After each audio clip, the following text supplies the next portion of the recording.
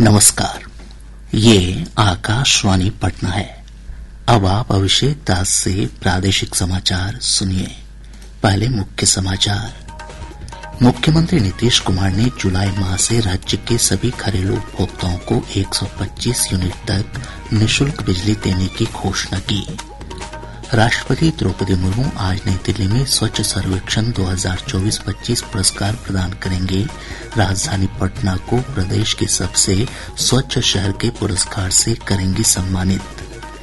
प्रदेश में लगातार हो रही बारिश के चलते कयाजी, जहानाबाद, रोहतास और औरंगाबाद जिले के कई हिस्सों में बाढ़ की स्थिति, सड़कों और पुलियों के क्षतिग्रस्त होने से आवागमन प्रभावित। और मौसम विभाग ने आज सीवान, सारण, भोजपुर, कैमूर, बक्सर तथा रोहतास जिले में कुछ स्थानों पर भारी बारिश की चेतावनी जारी की। अब समाचार विस्तार से। मुख्यमंत्री नीतीश कुमार ने कहा है कि जुलाई माह से राज्य के सभी घरेलू उपभोक्ताओं को 125 यूनिट तक निःशुल्क बिजली मिलेगी। एक सोशल मीडिया पोस्ट में मुख्यमंत्री ने कहा कि इससे राज्य के कुल 1,67,00,000 परिवारों को फायदा होगा। श्री कुमार ने बताया कि आगामी 3 वर्षों में सभी घरेलू उपभोक्ताओं से सहमति लेकर उनके घर की छतों या नजदीकी सार्वजनिक स्थलों पर सौर ऊर्जा संयंत्र लगाए जाएंगे। कुटीर ज्योति योजना के तहत अत्यंत निर्धन परिवारों के लिए सौर ऊर्जा संयंत्र लगाने का पूरा खर्च राज्य सरकार वहन करेगी। मुख्यमंत्री नीतीश कुमार आज पटना में आयोजित कार्यक्रम से ग्रामीण कार्य विभाग की 21,406 करोड़ रुपए लागत वाली विभिन्न परियोजनाओं का शिलान्यास करेंगे। इन परियोजनाओं में 11,346 सड़क और 730 पुल का निर्माण शामिल है। इस अवसर पर उप मुख्यमंत्री सम्राट चौधरी, विजय कुमार सिन्हा और ग्रामीण कार्य विभाग के मंत्री अशोक चौधरी भी मौजूद रहेंगे। राष्ट्रपति द्रौपदी मुर्मू आज नई दिल्ली में प्रतिष्ठित स्वच्छ सर्वेक्षण 2024-25 पुरस्कार प्रदान करेंगे। इस कार्यक्रम में शहरी भारत के सबसे स्वच्छ शहरों को सम्मानित किया जाएगा और स्वच्छ भारत मिशन शहरी को आगे बढ़ाने के प्रयासों को मान्यता दी जाएगी। आवासन और शहरी कार्य मंत्रालय ने कहा है कि इस वर्ष कुल 78 पुरस्कार प्रदान किए जाएंगे। एक रिपोर्ट। स्वच्छ भारत मिशन शहरी के अंतर्गत स्वच्छ सर्वेक्षण की पहल शहरी स्वच्छ भारत की यात्रा में एक निर्णायक शक्ति बन गई है। 2016 में 73 शहरी स्थानीय निकायों से शुरू हुई इस पहल के नवीनतम संस्करण में अब 4,500 से अधिक शहर शामिल हैं। इस वर्ष पुरस्कार कम उपयोग करें, पुनः उपयोग करें, रिसाइकल करें के विषय पर आधारित है। 3,000 से अधिक मूल्यांकनकर्ताओं ने 45 दिनों तक देश के हर वार्ड में गहन निरीक्षण किया। समाचार कक्ष से वैष्णवी। सर्वेक्षण में कचरा मुक्त शहर की श्रेणी में राजधानी पटना को 3 स्टार रेटिंग मिली है। राष्ट्रपति राजधानी पटना को समारोह में प्रदेश के सबसे स्वच्छ शहर के पुरस्कार से भी सम्मानित करेंगे। भारतीय विशिष्ट पहचान प्राधिकरण UITAI ने 1,17,00,000 मृत व्यक्तियों के आधार नंबर को सत्यापन के बाद निष्क्रिय कर दिया है। भारत के महापंजीयक ने अब तक UITAI को आधार कार्ड निष्क्रिय करने के संबंध में 24 राज्यों और केंद्र शासित प्रदेशों के लगभग 1,55,00,000 मृतकों का डाटा उपलब्ध कराया है। UITAI ने पिछले महीने माय आधार पोर्टल पर एक नई सेवा परिवार के मृतक सदस्य की सूचना भी शुरू की है। इस पोर्टल से लोग अपने परिवार के सदस्यों की मृत्यु के बारे में सूचना दे सकते हैं। राज्य में जारी मतदाता सूची के विशेष गहन पुनरीक्षण अभियान के दौरान अब तक 6,99,00,000 से अधिक मतदाताओं का गणना प्रपत्र जमा हो चुका है। यह कुल मतदाताओं की संख्या का 88.65% है। निर्वाचन आयोग में सहायक निदेशक अपूर्व कुमार सिंह ने बताया कि अब मात्र 54,07,000 से अधिक मतदाताओं का प्रपत्र जमा किया जाना शेष है। यह कुल मतदाताओं की संख्या का 6.85% है। अभियान के संपन्न होने में केवल 8 दिन शेष रह गए हैं। इसे देखते हुए आयोग ने बाकी बचे मतदाताओं से गणना प्रपत्र भरने की अपील की है। बिहार निर्वाचन विभाग द्वारा चर्चित अभिनेता क्रांति प्रकाश झा और प्रसिद्ध फिल्म अभिनेत्री नीतू चंद्रा को राज्य स्तरीय स्वीप आइकॉन के रूप में नामित किया गया है। ये दोनों मतदाताओं को मतदान और लोकतंत्र में भागीदारी के लिए जागरूक करेंगे। बिहार पुलिस में स्पेशल टास्क फोर्स एसटीएफ के अधीन कॉन्ट्रैक्ट किलर सेल का गठन किया गया है। एसटीएफ के अपर पुलिस महानिदेशक कुंदन कृष्णन ने बताया कि यह सेल नए पुराने सभी शूटरों से संबंधित डेटाबेस इकट्ठा करेगा और उनकी गतिविधियों पर नजर रखेगा। इससे संबंधित जानकारी सभी जिलों को उपलब्ध कराई जाएगी। एक नया सेल इसी माह हम लोग गठन किए हैं। वो सेल का काम होगा कि जितने पूर्व के शूटर्स, कॉन्ट्रैक्ट किलर्स, सुपारी जो लेते हैं मारते हैं, वो ऐसे लोगों का डाटा बैंक बनाएंगे और उन पर निगरानी रखेंगे। जेल से छूटने के बाद भी वो क्या कर रहे हैं, क्या नहीं कर रहे हैं, डोजेज उनकी रहेगी और हम शेयर करेंगे हर जिला से, या जिला से भी अनुरोध करेंगे कि इन पर निगरानी रखें। एसएसबी सीमांत मुख्यालय पटना के आईजी निशित कुमार उज्ज्वल ने कहा है कि भारत नेपाल अंतर्राष्ट्रीय सीमा पर 540 किलोमीटर लंबी सड़क का निर्माण कार्य अंतिम चरण में है। पटना में संवाददाताओं से बातचीत में उन्होंने कहा कि सड़क के बन जाने से सीमावर्ती क्षेत्रों में सुरक्षा और मजबूत होगी। श्री उज्ज्वल ने बताया कि भारत नेपाल बॉर्डर पर 1299 अतिक्रमण चिन्हित किए गए थे, जिसमें 1144 को हटा दिया गया है। उन्होंने बताया कि नेपाल बॉर्डर पर इस वर्ष जनवरी महीने से अब तक चीन के 8 नागरिक सहित 14 विदेशी नागरिकों को एसएसबी ने गिरफ्तार किया है। 1 जनवरी 2025 से हम लोगों ने अवैध आवागमन के 9 केसेस डिटेक्ट किए। उसमें 14 विदेशी नागरिक अभी तक पकड़े गए। उसमें चाइनीज 8 हैं, बांग्लादेशी 3 हैं, कैनेडियन 1, यूक्रेन से 1, सेनेगलीज 1, टोटल 14 लोग हैं। और ह्यूमन ट्रैफिकिंग का जो मामला है 108 केसेस डिटेक्ट किया। उसमें 209 महिलाएं और बच्चों को बचाया गया। सीबीआई ने सासाराम स्थित यूनियन बैंक की शाखा के प्रबंधक विजय कुमार और एक अन्य कर्मी विक्की कुमार को रिश्वत लेते रंगे हाथ गिरफ्तार किया है। दोनों बैंक कर्मी शिकायतकर्ता को मुद्रा योजना के तहत 3 लाख रुपए लोन दिलाने के एवज में 6,000 रुपए घूस ले रहे थे।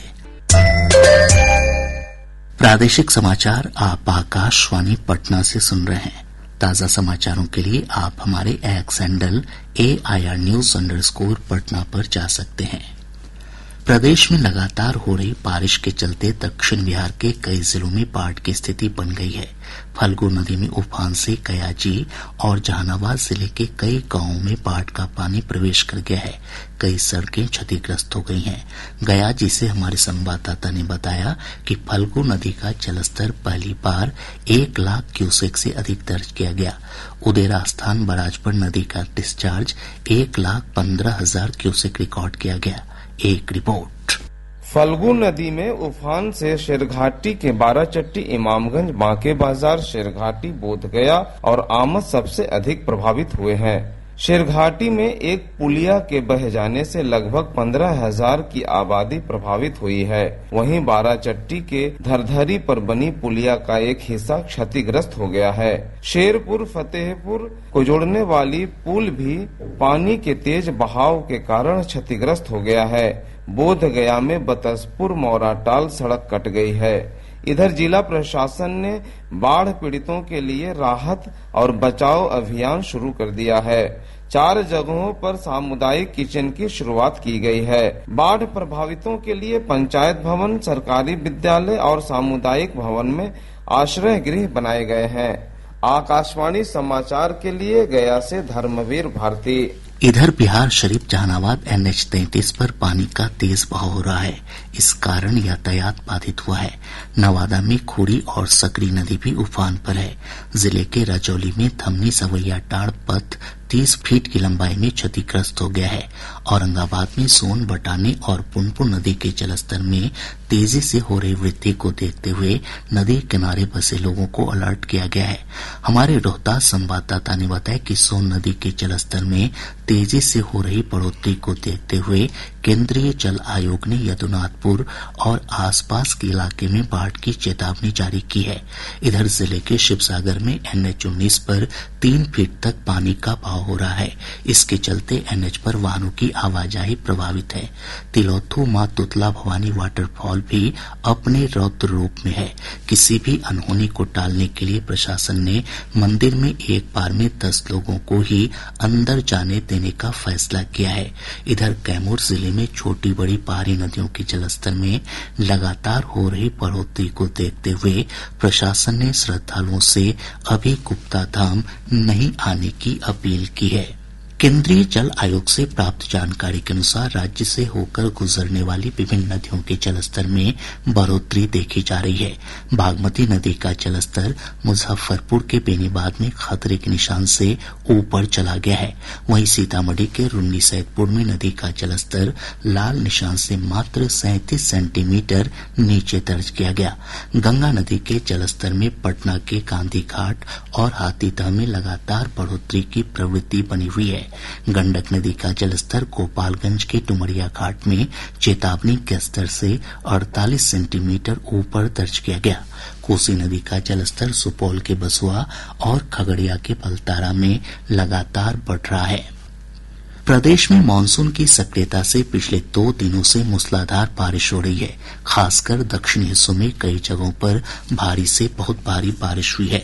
मौसम विभाग से प्राप्त जानकारी के अनुसार रोहतास, कैमूर, सारण, वैशाली, भोजपुर, मधुबनी, समस्तीपुर और सहरसा समेत कई जिलों में 100 मिलीमीटर से अधिक बारिश रिकॉर्ड की गई।